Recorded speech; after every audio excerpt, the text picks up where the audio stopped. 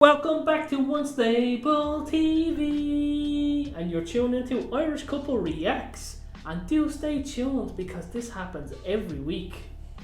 So if you're new to the channel, don't forget to like, subscribe, comment, share and hit that bell notification. And if you're a returning viewer, thank you. So we are back again with more reacts.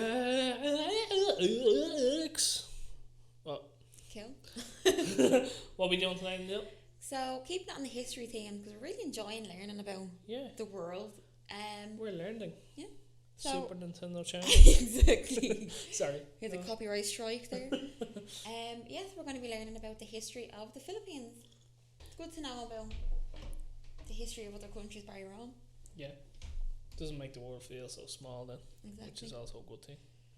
Right, let's go. Let's jump Let's in. go. Let's go. Let's go. It won't play. Oh, here we go. The history of what is today the Philippines started with the arrival of its first humans. It is believed they used rafts or boats around 60,000 years ago, with groups of diverse people settling in the archipelago.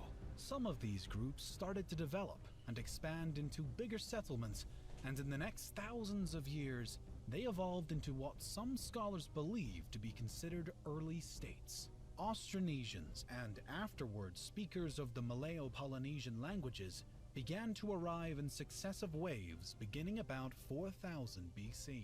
According to the existing evidence, a jade culture existed on these lands, starting with the Neolithic era. By 1000 BC, it is believed that the inhabitants of the archipelago had developed into four distinct kinds of people: tribal groups, warrior societies, the petty plutocracy, and the harbor civilizations. Also important to note is the fact that the metallurgy reached the archipelago due to trade with India. Around 300 to 700 AD, the seafaring people of the islands began to trade with the Indianized kingdoms in the Malay archipelago and the nearby East Asian principalities, adopting influences from both Buddhism and Hinduism. Some cultures of present-day Vietnam showed evidence of an extensive trade network. Artifacts and goods were traded, such as glass, agate, or gold. There were also other items present in the region which were most likely imported, including ear ornaments that have been found in archaeological sites in the Philippines, Thailand, and Taiwan. The Indian culture influenced the Southeast Asian region, starting with the 1st century. During the period of the South Indian Pallava dynasty and the North Indian Gupta Empire, Indian culture spread to Southeast Asia, and it reached the Philippines, which led to the establishment of new kingdoms largely influenced by the Indian culture and traditions. The date inscribed in the oldest Philippine document found so far, the Laguna copperplate inscription, is 900 AD. From the details of the document, written in Kawi script, the bearer of a debt, Namwaran, along with his children, is cleared of a debt by the ruler of Tondo. This is the earliest document that shows the use of mathematics in pre-colonial Philippine societies. A standard system of weights and measures is also demonstrated by the use of precise measurement for gold and other items, as well as in astronomy. From the various Sanskrit terms and titles seen in the document, the culture and society of the Manila Bay were that of Hindu Old Malay amalgamation, similar to the cultures of Java, Peninsular Malaysia, and Sumatra at the time. In the years leading up to 1000, there were already several maritime societies existing in the islands, but there was no unifying political state encompassing the entire Philippine archipelago. Instead, the region was divided into numerous semi-autonomous city-states under the rule of the plutocracy, while a number of states existed alongside the highland societies. These smaller structures alternated between being part of or being influenced by larger Asian empires like Maya Pahit. Around 1225, the nation of Mai, a Buddhist pre-Hispanic Philippine island state centered in Mindoro, flourished, attracting traders and shipping from the Kingdom of Ryukyu to the Empire of Japan. Chao Jakua, a customs inspector in Fujian province, China, wrote the description of the barbarous peoples, describing trade with this pre-colonial state. Its people were noted for their honesty in trade. Much of what is now Indonesia was ruled by the Hindu Majapahit Empire. During the 1300s, this empire ruled over Luzon Island and the Sulu archipelago. As more and more influence was on these islands, skirmishes and battles also existed. Some local tribes were waging incessant guerrilla warfare against them. Eventually, the kingdoms of Luzon regained independence from Majapahit after the Battle of Manila, 1365. Sulu also re-established independence, and in vengeance, assaulted the Majapahit province of Brunei before a fleet from the capital drove them out. The start of the Islamic era in Indonesia set the collapse of the Majapahites as its provinces eventually seceded and became independent sultanates. In 1380, Makdum Karim, an Arab trader born in Johor, arrived in Sulu from Malacca and brought Islam to the Philippines. Additionally, Sharif ul Hashim, an Arab Muslim explorer, established the Sultanate of Sulu by converting its previous ruler, the Hindu king Raja Baguinda, to Islam and then marrying his daughter. The Sultanate of Maguindanao rose to prominence at the end of the 15th century. Meanwhile, the religion was introduced to the area by Muslim missionaries and traders from the Middle East, Indian, and Malay regions who propagated Islam to Sulu and Maguindanao. As before, when Buddhist and Hindu cultures influenced the archipelago, the same case happened with the Muslim culture. Upon the secession of Brunei from the Majapahit Empire, they imported the Arab emir from Mecca, Sharif Ali, and became an independent sultanate. The new religion started to grow roots in the Philippines through conquest and conversion of local leaders in the next decades. Moreover, Islam was further strengthened by the arrival to the Philippines of traders and proselytizers from Malaysia and Indonesia. It's a proselytizer. In 1521, That's what it was. the Spanish reached the archipelago through the expedition around the world, led by Portuguese-born Spanish explorer Ferdinand Magellan.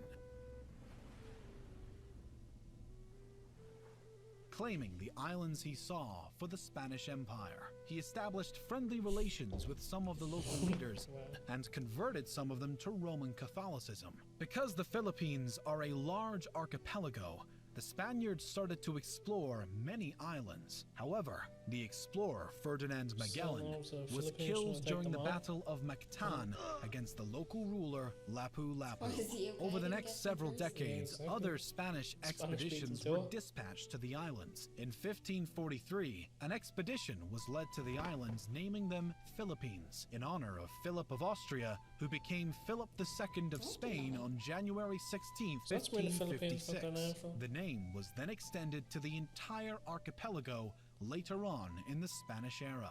European colonization began in earnest when Spanish explorer Miguel Lopez de Legazpi arrived from Mexico in 1565 and formed the first European settlements in Cebu.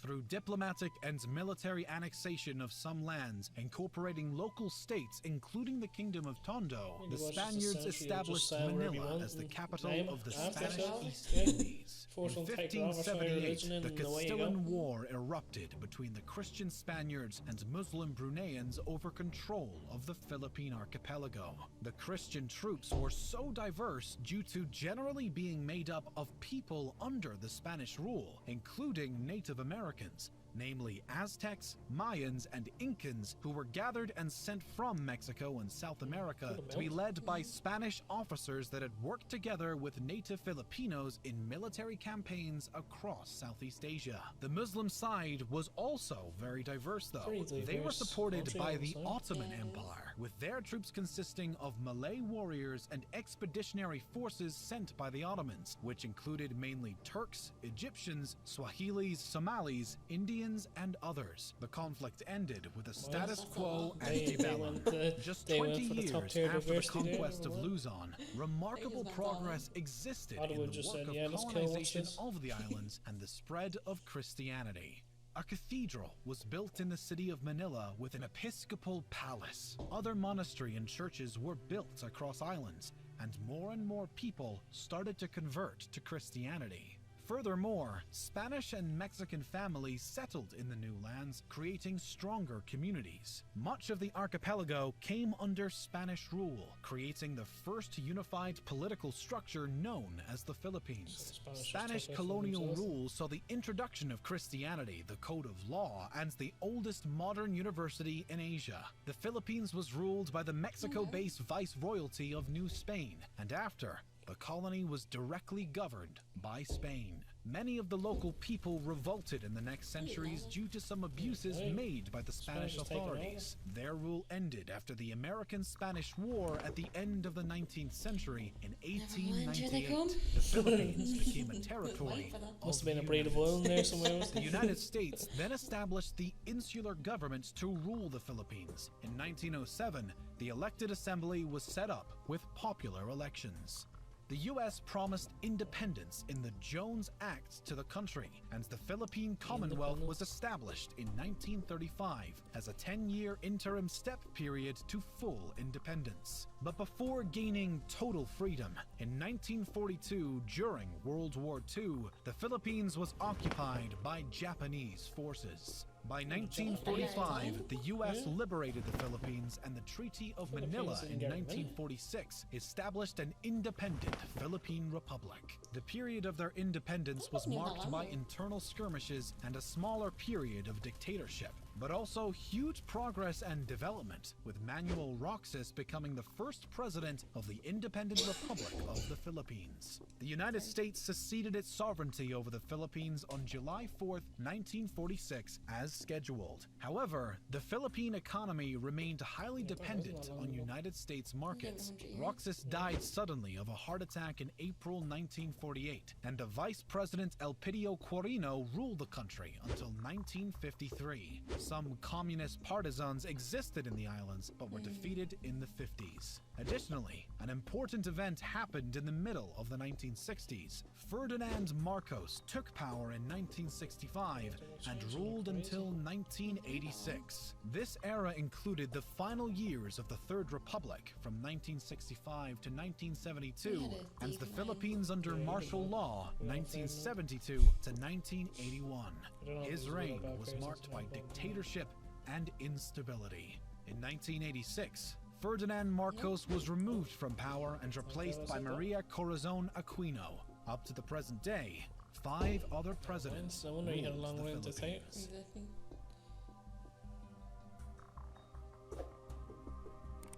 So what do you think of that? Yeah, that was good. It was a lot I didn't know in that. Yeah. You don't really learn a lot of that in school. You learn like a name or two and that's it. It doesn't really get into it a lot, so what do you think? I'm just blown away by the fact of the diversity that was on the island and the amount of times they went through takeover, militia to rise to take over to just changing. Yeah. And then imagine the identity crisis as well. Yeah, but you're swapping religions as well, so Yeah, well, we don't know how frequent it is realistically, but I mean, they did swap a lot. Yeah, they swapped a lot, and then they were reigned by different people. Like the various sort of cultures and all that. You wouldn't know where your identity would stand. We don't know where to look. But I suppose in that perspective, like it's like there's a lot to be learned. No, there is definitely. Yeah, there was some like names and countries and empires and stuff that I didn't know about. Yeah. So I'll be looking into that too, because I want to know more. Yeah, I definitely want to know more. Like the Philippines history is a very interesting one. Yeah, absolutely. 100%. Some tragic parts, but that comes with all history, really, isn't it? Yeah, it's never easy, really, is it? No. Changes are inevitable for evolution, unfortunately.